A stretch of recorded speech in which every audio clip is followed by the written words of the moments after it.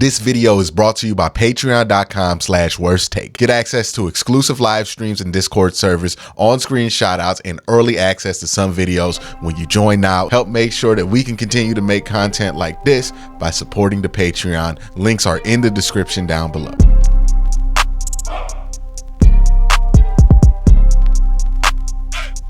All right, we're 7 weeks into this, man, almost 2 months into this rewatch, and this is one of the games, the Browns versus the Indianapolis Colts, where I feel like a rewatch is most necessary, and maybe that's what I should put out at the end of this, is like a list of games that you really need to watch to prep yourself for the season, because not every single game is super essential to watching it, but some games do benefit from that additional context of watching, right? I think the first game versus Cincinnati is a game that you need the additional context to remember correctly. I think the game versus San Francisco gets remembered quite fine. The Tennessee game gets remembered quite accurately. It's just this game and the Cincinnati game are the two games I'm like, hey, they need this the most, because what happens in those games are very complicated and they need nuance to be discussed properly. And you just aren't going to get nuance when you look back at a game through a box score. This game is insane. I call this game in my notes a Michael Bay movie. It starts out like a Michael Bay movie. There is so much going on before this game and at the beginning of it. So to lay some context out before the game, we're dealing with the whole Deshaun Watson thing. He missed the San Francisco game. Everybody thought he'd be back by the end of the bye week. He was not. PJ Walker had to play after that. Now, he's going to play versus the Indianapolis Colts, but nobody's seen him throw yet. Like, he has not thrown a football since, week 3? So we're not really confident that he can go out there. And he looks bad at the beginning of this game whenever he throws the ball. I did a whole video talking about that when it happened. All my takes that I said at that time still pretty much hold up well after the rewatch. So I don't really need to go over what Deshaun Watson did in this game. It wasn't remarkable. It was bad football. But just to recap how crazy this game goes at the beginning. Jerome Ford scores on like a 70-yard touchdown run.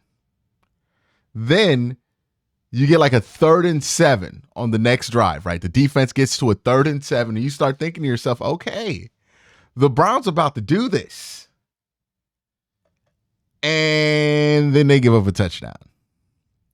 And immediately, you know what kind of day it is, because they give up a touchdown because Myles Garrett jumps off sides, and then everybody stops playing like the play was dead, and they just get a touchdown off that. There were like 2 more touchdowns in this game that felt like that, by the way. It's weird day for the Cleveland Browns defense, which is another point that I'm going to talk about. And one of the other things is the way this game gets described as the defense played bad is not accurate. The defense is not bad in this. And I would even argue the defense is one of the few reasons you were able to win this game. What the defense did a lot in this game was take big swings. Sometimes those big swings worked out, and they got a lot of turnovers in this game. And they had a lot of impressive moments in this game. Sometimes they missed on those swings and paid the consequence. Like, this was just an inconsistent game from a defense. This was a risky game. I think the game plan just had a lot of big swings in it, and sometimes they hit and connected, sometimes they didn't. But that's how the game starts. Jerome Ford, crazy run. You get a 3rd and 7, and then Myles Garrett jumps off sides, and then next thing you know, the Colts score. Then Watson throws an interception. He underestimates the free safety speed, and it's a bad interception. And then Indianapolis scores again. So now it's 14-7. And you just went from like, hey, this is gonna be an easy day. We just got a touchdown. We about to get the ball back to we down 14 just like that. And also Deshaun Watson looks bad. And he doesn't look healthy right now. So we went from peak excitement. Deshaun Watson's back. We just scored a touchdown on the second play of the game, and we about to get a stop to what is going on with the universe right now, because it all feels like it's falling apart. This is all like within the first half of the first quarter of this game. To add insult to injury, literally, Deshaun Watson gets back out there, takes a hit on that shoulder. That spooks Kevin Stefanski, and what ended up being the right call, by the way, now that we're far enough away from this to really think about it, he takes Deshaun Watson out the game for the rest of the game after he takes that hit. He's not going to take any risk. He probably did not feel comfortable letting Deshaun Watson play, but Deshaun Watson must have insisted that he is healthy and he could play, because that's just not something you do if you were 100% on board. Maybe he was 60% on board or 50% on board, but that was enough for Kevin to be like, nah, no more. I don't want you out there. I think you're going to hurt yourself further if you stay out there. So that happens. Okay, so all of that goes down, right? You have Jerome Ford touchdown, 37, offsides, turns into a touchdown. Then you get the ball back. You throw an interception. You give up another touchdown. Now you down 14. Deshaun Watson goes out there, gets hit on his shoulder. It looks bad. He gets pulled from the game. You down 14. He gets pulled from the game, and the Indianapolis Colts have the ball. But hey, man, Myles Garrett just forced a fumble. This game was a Michael Bay movie. Like, some stuff just didn't make sense. There were a lot of weird plot lines that never went anywhere.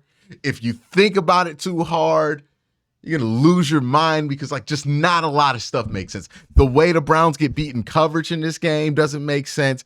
The way the Browns were able to get points in this game makes no sense. Like, if you wrote this game out in a movie, I would be nitpicking it to hell, because it doesn't seem like something that could actually happen. No, but this actually happened in a football game. And there's evidence of it. It's insane. All right.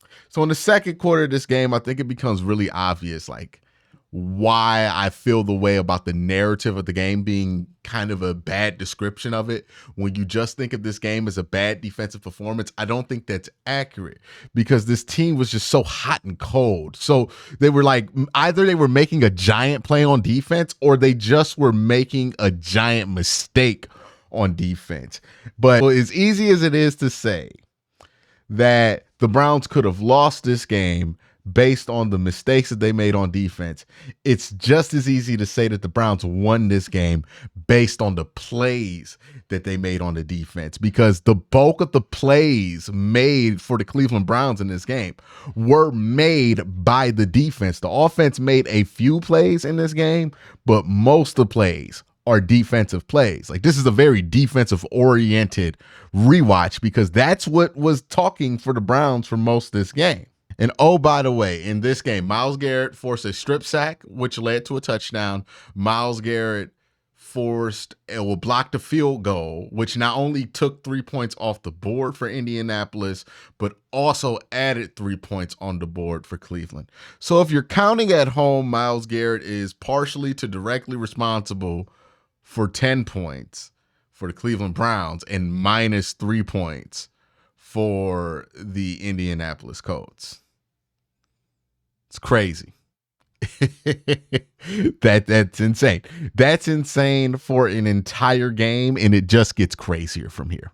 Now, there's a play here that happens in the second quarter. Let's get to the Batcave to look at it and kind of break this down a little bit, because I think it's going to be important. A mini breakdown on in the middle of this rewatch, because I think this is a key example of something that the Browns can get better at next year when it comes to what year two and Jim Schwartz's defense looks like.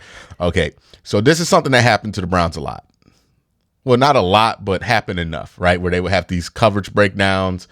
And, we saw a lot of this with Joe Woods, but it's still seen it a little bit with Jim Schwartz. And look, in football, we have this bad tendency, this bad habit to blame things on one player. And it's easy to watch this play, look at this frame, and be mad at like Juan Thornhill or Greg Newsome. But the truth is, there was a lot of miscommunication on this play. This is a bunch set, right? 3 receivers in a bunch. So you match that with the bunch. By being aligned like this, you're basically showing man coverage, right? Because you're fully out of alignment just to line up. And when you're in a bunch, different coverage rules dictate where you go. It's not straight up, I have one, you have this guy, you have that. Most of the time, it's usually, all right, if this happens, you should take this guy. If that happens, you should take this guy. If he runs an out, if this guy runs a 9, if this guy runs a 7, who's going to take what? It's dictated by that. So there's still a lot of thinking that goes on in man coverage, contrary to popular belief. And that's why there's still an adjustment period when you go from running a lot of zones to running a lot of man. Because it's just different coverage rules for different coverages. And I think the Browns sometimes got a little confused, especially with these bunch sets during the season. So what you see here is everybody is thinking about my man here, right? Like as the play breaks out, because I think the ball is supposed to be going to Michael Pittman, right? This ball is probably supposed to be going underneath Michael Pittman. Everybody's worried about it. Denzel Ward's worried about it. Greg Newsome's worried about it. Juan Thornhill is worried about it.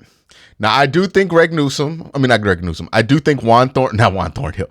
I do think Denzel Ward is responsible for Michael Pittman on this play.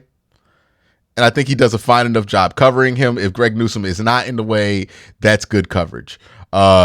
I do think Greg Newsome is probably supposed to be worried about Josh Downs, and I do think that Grant Delpit is supposed to be worried about here. So it looks pretty cut and dry. Oh, it's Greg Newsome's fault. He stinks. Let's go on Twitter and say something mean about him, right? Not necessarily. It's not that simple. One of the things that happens in this play is watch Grant Delpit. Right? Watch Grant Delpit right before the ball. Boom. Right there. He kills Greg Newsome's chance of covering this route right now. Like absolutely destroys any chance that he has because he takes those extra steps. It's something that you don't really see talked about, but like, look, he basically screens off Greg Newsome because he's trying to maybe he's trying to show blitz. Maybe he has a blitz responsibility. Like maybe there's something in there that's necessary for him to creep up, but whatever that is probably got taken out because he takes these steps, right? Boom. Greg Newsome, he can't cover him now. His complete angle is blown. Like he's not flexible enough to run that route with him. And then Josh Downs does a great job. Just look at Josh Downs bending that corner too. Great job bending that corner. And then look how many people Greg Newsome has to fight through to even get to this route. First, he has to fight through Grant Delpit. Then he has to fight through Denzel Ward. Then he has to fight through Juan Thornhill.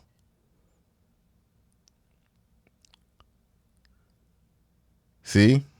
One. It's not like he got like a horrible, like he slipped or anything. It's just right here. Grant's probably supposed to be hanging out back here. He probably creeped too much it got too close to the line of scrimmage, right? Getting nosy, which screens off Greg Newsome because I do think Greg's trying to tag here. And what he's basically trying to do is he's trying to just like grab along so he can like hang on for dear life or like at least foul him. But he doesn't even get the chance to like open his hips and run because he has to slow down and avoid Grant Delpit. And Grant, that don't really affect Grant because all Grant got to do is get to the flat, right? But since he has to slow down and cover Grant and move for Grant Delpit, he can't open his hips. So the second Josh Downs gets to open his hips, look at where Greg Newsome's hips are pointed now. Look at where Josh Downs' hips are pointed. Who's going to be more explosive going north-south? It's going to be Josh Downs, right? Because Greg Newsome's hips aren't even open to that position because he couldn't get them open to that position because of where Grant Delpit was. So now he can't get north-south, and he's late, which means, boom, now he's in Denzel Ward's way, which means, boom, now he's in Juan Thornhill's way. Now, Juan Thornhill on this play is exactly where he's supposed to be, right? Denzel Ward is exactly where he's supposed to be, and even Greg Newsome is exactly where he's supposed to be. But just those little steps blow this whole play up. Just little steps right there. Bam. Blow this whole play up because you got the underneath there. Look, if they were going to throw this play to Michael Pittman, and then this is also good luck too by the Colts. Let's make that very clear. They got lucky here because the play was to get the ball to Michael Pittman. The Browns had that covered. Great. Even with this, Denzel Ward athletic enough to get there, make a play on the ball. You have Juan Thornhill pretty much sitting on that area of the field as the robber in cover one. So you have that under sold up, but because you did too good of a job getting pressure, he escapes and he runs just perfectly right to the side where this coverage got busted. And the coverage got busted because of 1, 2, 3 steps. 3 steps. So what did we learn here? Football plays are delicate. Just a small thing like this can throw a whole play off. And what's the adjustment? I bet Grant Delpit probably knows, hey, if I'm going to creep up, I got to get my ass back when that ball gets snapped a little bit faster. Because this led to a first down, which led to a touchdown, which led to a game being a shootout when you had P.J. Walker in there. This is what I expect to be better from the Browns in year 2. And this is a great play to show you that. So that's why I wanted to do a little bit more of a breakdown with this one. They were either making mistakes like that or they were making incredible plays. Like they do that on one drive that leads to giving up a touchdown. Then the Browns defense just goes nuts again, right? With another strip sack by Myles Garrett. And oh, by the way, that means that Myles Garrett is responsible for 17 of the Browns' 24 points, which is absurd. If you wonder why Myles Garrett won Defensive Player of the Year, this is why. The first half isn't over yet, and Myles Garrett is plus 20 in this game. Plus 20. So remember, he also took 3 points off the board for the Indianapolis Colts. Plus 20. I think the Browns defense also did a really good job ensuring that they can get a field goal opportunity within the last 2 minutes because Myles gets that strip sack. It leads to a touchdown, a recovery by Tony Fields in the red zone, in the end zone. And then they get the ball back. Well, the Colts get the ball back. The Browns get a 3-and-out. Browns defense does a great job of preserving a lot of time on the clock. So now the Browns get the ball back with I think a timeout and maybe 1:30 left. And P.J. Walker does a great job moving the offense down the field. Look, P.J. Walker was not good for the bulk of this game, but I do think you have to give credit for P.J. Walker in how he played at the end of the half and at the end of the game because he made plays there when it mattered the most. And if he does not make those plays, they do not win this game. That doesn't mean that you say that he's like a crazy good quarterback. It's just you got to give him his props. I see a lot of people just go out their way to trash P.J. Walker, but P.J. made plays for this team. P.J.'s is responsible for those 11 wins as DTR, as Deshaun Watson, as Joe Flacco. So if you want to give credit to one of those guys for how the season went, you got to give credit to P.J. Walker. I'm tired of the P.J. Walker disrespect. It's so unwarranted, the P.J. Walker disrespect, given what he produced for the team. So that's amazing. The Browns go into halftime up 27-21. And the reason that's amazing is because if Myles Garrett just straight up didn't exist, I'm confident the Browns would be losing this game 24-10. confident. And it might be 24-7. Like the extra 3 that they got at the end of the half, it's debatable whether the defense is responsible for that. But I'm not going to do that. I'm still going to give the offense full credit for them 3 points that they put up at the end of the half. But 24-10 is what it should be. But because Myles Garrett exists and he plays football for the Cleveland Browns, we're up 6. Ain't it great having the best players? This is also another interesting tidbit from Aditi, where she talks about what the update is with Deshaun Watson, but listen how she talks about backup quarterback. It reminds me of a conversation we had about DTR a couple weeks ago.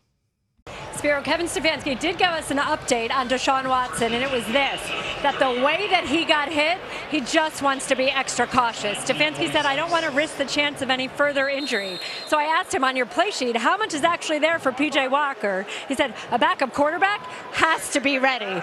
Meanwhile, as for the Colts, well, Shane Steichen said, we just have to take care of the football. All right, so the second half goes down. And again, the Browns defense starts the second half out on fire. They get a stop to start the second half. They get an interception on the next drive. It really looks like, okay, the Browns are coming back. They're going to be more consistent on defense, on the defensive side. They're not going to make those silly mistakes. We're good. We're going to finish this game out. It leads to a field goal. And now what the defense is responsible for 20 of the points that the Cleveland Browns have put up in this game. And you could debate whether that 3 points that they got at the end of the half was on the defense or not. But even if we're being kind there, 20 of these points are responsible from the defense. Like 7 of them are literally defensive points. That's why I say the defense did win you this game, because it is as crazy as this game was, and as much as the defense did sell at times, I think they gave up 2 unnecessary touchdowns in this game. They were able to dig themselves out of the hole, right? The Browns defense will have moments where they look incredible. The Browns defense in this game have moments where they just refuse to tackle Michael Pittman and let the Colts take the lead at the end of this game. Now, the one time that the Browns offense did legitimately, I think, bail out this defense was at the very end of this game. P.J. Walker, at the end of this game, makes one of the best throws that you'll see in this football game at the very least.